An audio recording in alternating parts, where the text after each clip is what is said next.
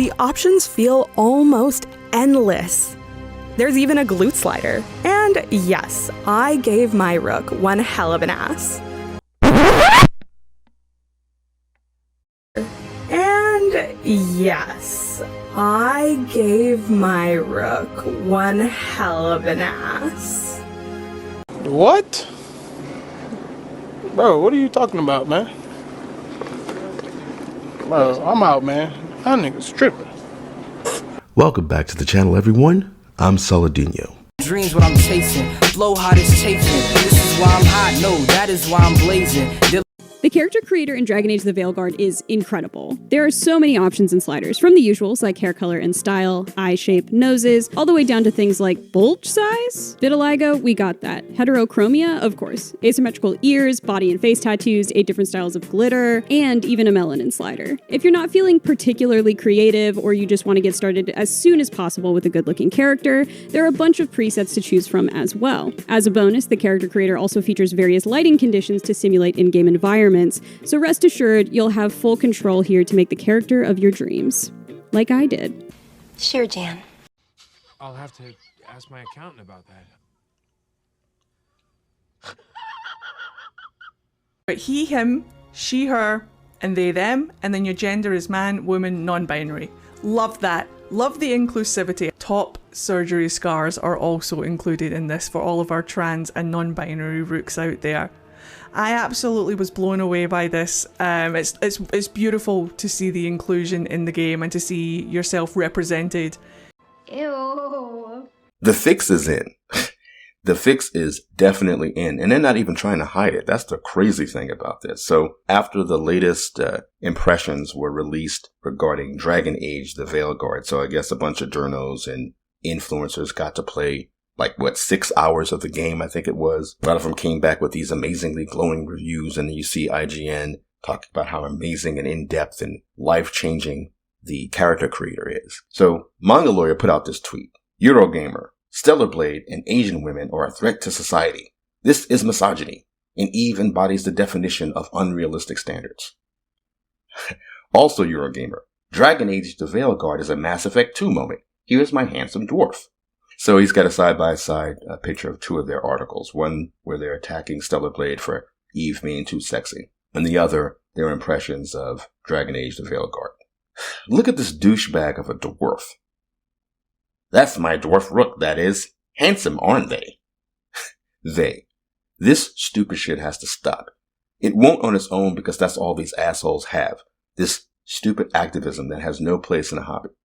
This is a hobby. It's supposed to be a hobby. This isn't City Hall. This isn't a psych ward. This is a place for people to enjoy things they are actually interested in. After playing it all day, Dragon Age the Veilguard feels like the series' Mass Effect 2 moment. I was going to read this article, but I took one look at the guy who wrote it and decided not to. I'm tired of men who look like this. What's the point of trans women if you have men like this? This guy is literally the soy face meme, and he's doing it unironically.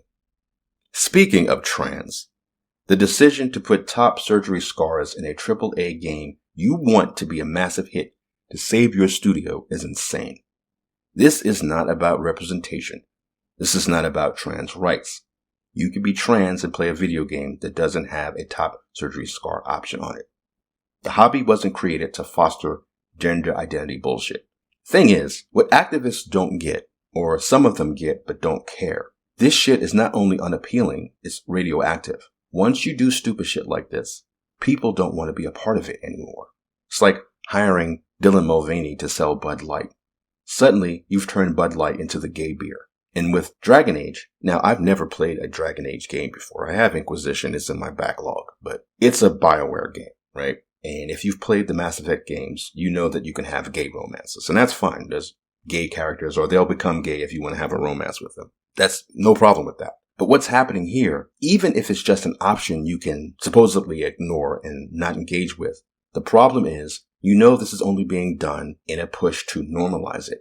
And you're only normalizing it for like 3 people. Trans people, genuine trans people, will just play as the sex they identify as. They're not going to play a trans character. They're not going to be trans. You look at something like top surgery scars, and wouldn't you think that would be triggering or messing with somebody's dysphoria by including it there. It's like trans people were saying when they did the Pokemon Go updates to the character designs and made the women look more like men, more masculine, more trans-friendly. There were trans people saying, this is really messing with my dysphoria. I had this cute, beautiful little woman character, and now you've given her these big shoulders and these ridiculous straight, narrow hips and stuff, and now it looks like a dude. This is messing with my dysphoria. Like, trans people, if they have dysphoria, they're going to just do everything they can to appear as the opposite sex. The top surgery scars, it's something that makes them feel like I'm proud of this. This was something that they did to fit in with their dysphoria.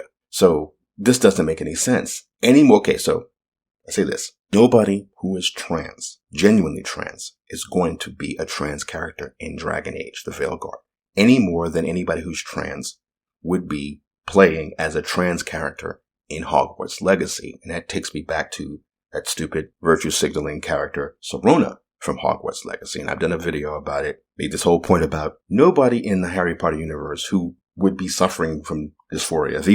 If that was even a thing back in like the late 1800s, mid to late 1800s, where somebody's like, oh, I think maybe I'm actually a woman, even though I was born a man. Even if that wasn't the type of thing that people were dealing with psychologically back then, especially if you're into magic and that kind of thing. But just say that people even then had this kind of dysphoria.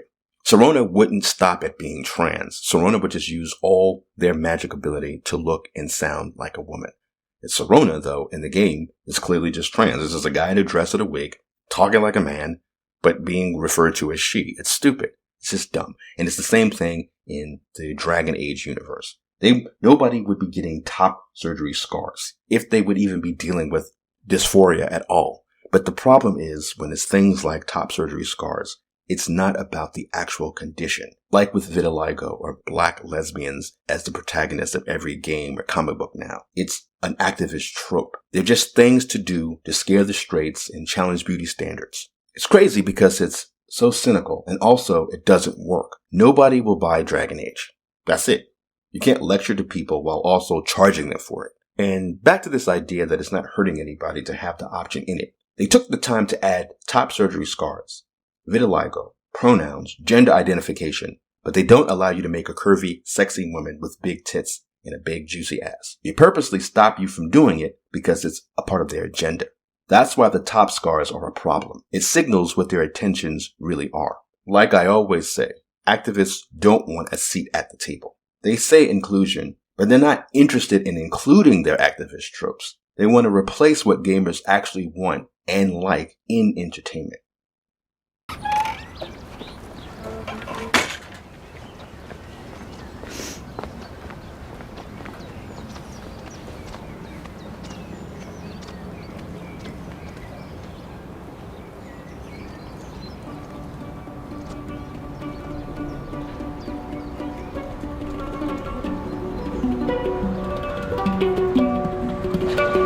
So I just rewatched Lilies of Warmest Color. I only seen it a couple of times. This was the time I appreciated it the most. I've watched it before with a girlfriend, and I've talked a lot about it with other women, like in real life and online, who I've recommended it to, bi girls and curious girls and stuff like that. And they've all come back and said they love the film too, and they love the sex scene. Funny thing about it though, Lilies of Warmest Color is better than the scene it's famous for. It's just like, Irreversible is better than the scene it's famous for.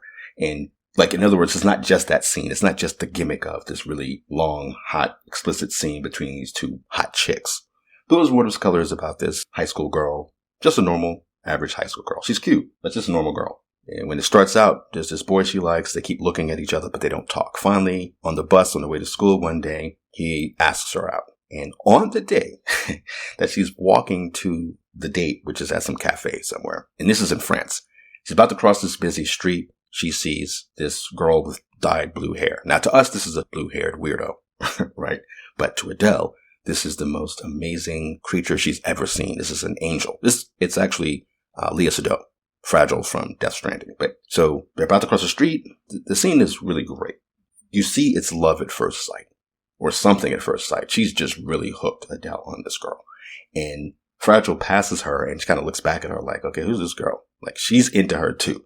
But anyway, she goes on to the date with the guy, and her life starts to kind of break down in a lot of ways because she realizes that, oh, I'm gay. But she can't tell this guy that. You know, they end up getting together, and at a certain point she finally breaks up with him, but you feel bad for her too. You feel bad for the guy because guy's a good guy. He's not acting like an asshole or anything like that. But he doesn't understand why. We seem to be doing really great together. Why are you dumping me? And she can't just tell him that she's gay. You know, she's just... Oh!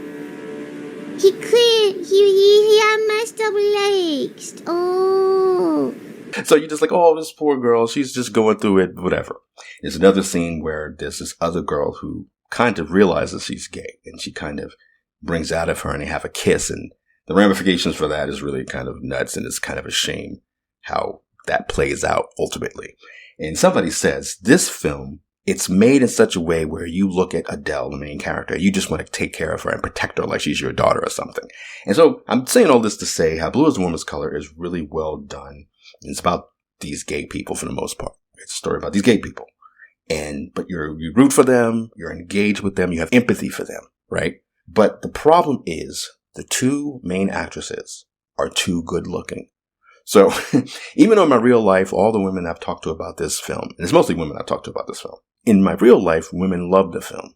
Online, I'm reading reactions and responses to it, and most of them are angry at the film because of the sex scenes, because of the fact that it's going to appeal to the male gaze, or it appeals to the male gaze. So one woman in particular said, yeah, sure, these sex scenes are really hot, and women love it, and I guess it's for the women, but men will come in and they'll like it too. So these idiots would rather not have these sex scenes with these two hot women in it because men will like it too, if men even watch the film.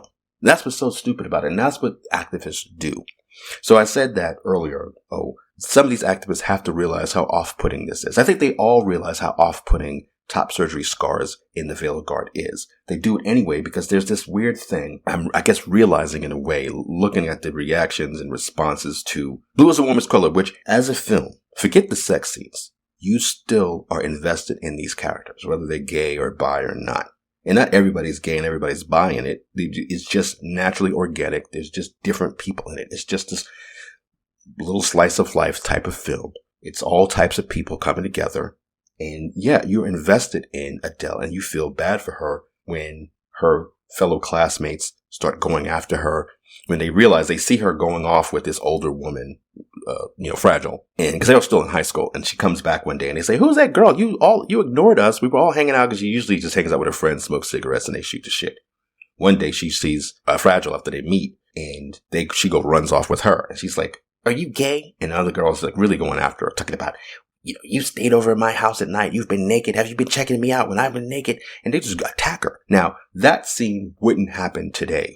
It certainly wouldn't happen with activists. They would all be bragging about how gay each one of them is if this was made today. But back then, this was 2013 when it came out, and they're just going after her, and it's a really intense scene. So, and you feel bad. You're like, oh my God, this is, And so, if you're just a normal person and just have normal, just normal straight person, you could still be invested in this story. You could still be like, even if you don't approve, even if you're a Christian, you could still be invested in the story. It's like, man, I feel bad for this girl. It's a shame that she's going through sort of this stuff. I don't want to say too much about it because you might end up watching it. I don't want to spoil some of the stuff. That film is really good at not explaining things. You just have to watch it and accept it. That's the great thing about a lot of these artsy-fartsy films, especially foreign films, whatever. So again, I'm looking at the reactions to this, and instead of them saying, these women in particular who are complaining about it, saying, yeah, I love these scenes, they're hot, and anybody can watch this story and appreciate it and see us as human beings and normalize us in society. Instead of saying that, and you could have empathy for these characters even if you don't share their sexuality. Instead of saying that, they're just mad because Lea Seydoux and Adele, because she has the same name. The actress who plays Adele has the same name as Adele in real life.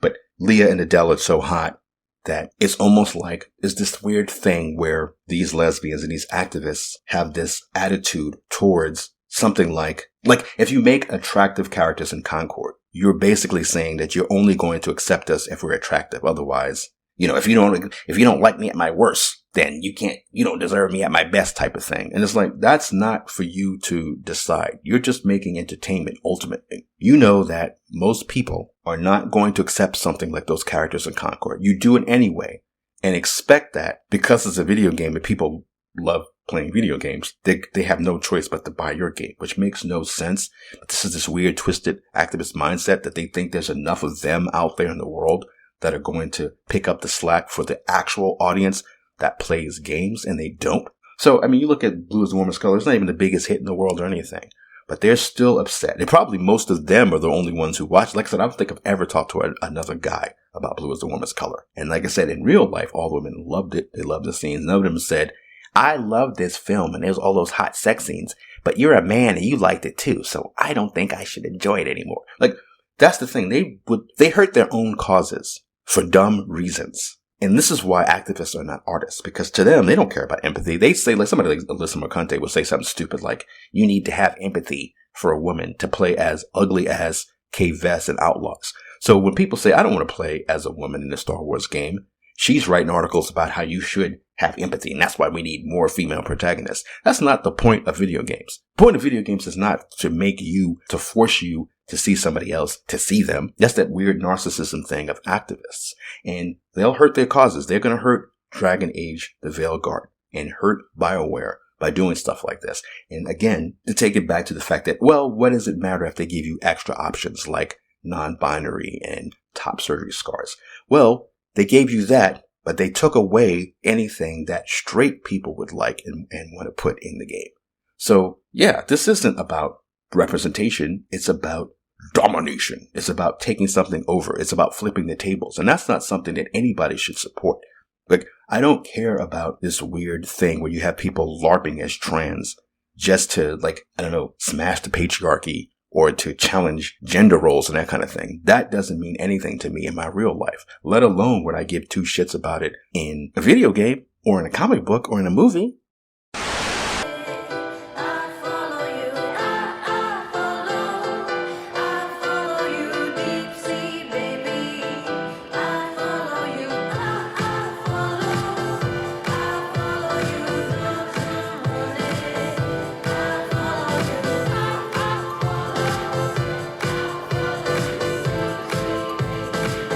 Fuck said to speak, Mr. Me, Siamese. Even Christ said Christ, he flows quite nicely. Hype beast highly likely to bite me and try to high-five me, but I just give him high threes, cause y'all don't get to touch me on the shit. Sue me if you got an issue, grab a tissue. Mediocrity is odd to me.